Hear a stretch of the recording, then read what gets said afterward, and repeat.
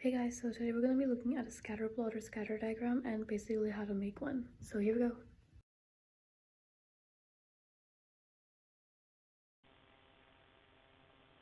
Okay, so over here we're looking at a scatter plot basically. So a scatter plot is basically a diagram where every value in a list or like a data set is represented by a dot.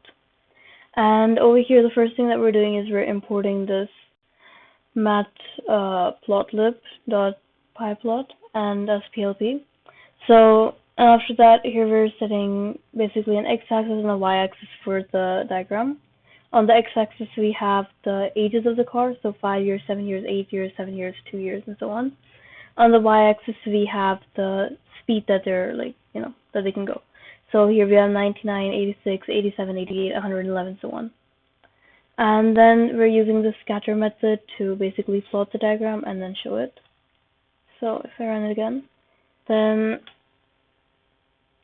you can basically see that like this matplotlib module basically has this method of drawing the scatter plots.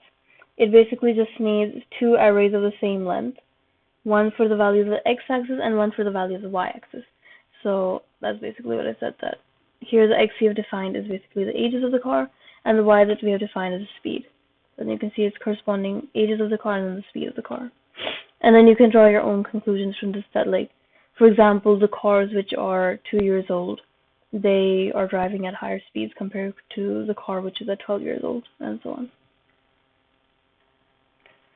So then you can basically, so you can put any data you want and just plot a diagram based on it.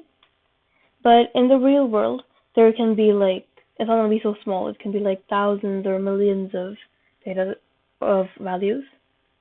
And when you're trying to like test an algorithm, you might not even have an actual like real world set of values.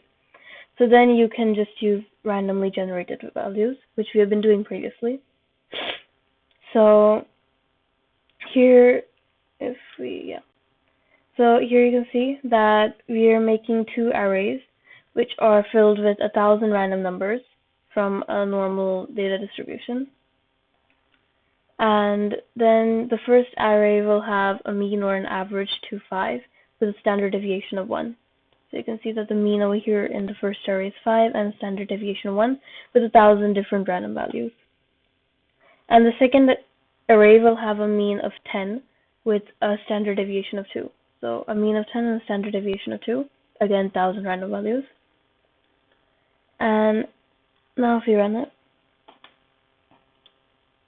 then you can see that the dots are like concentrated, if you look over here, around the 5 and on the 10. So on the x-axis you can see that the largest clump of dots is at the 5 on the x-axis, and then on the y-axis it's again at the 10. So it's falling directly at 510, the entire clump.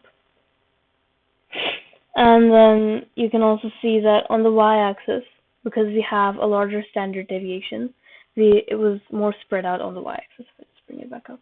It was more spread out on the y-axis compared to on the x-axis. You can see it's going all the way from here, 16 to 4, but then on the x-axis it's more concentrated to the middle.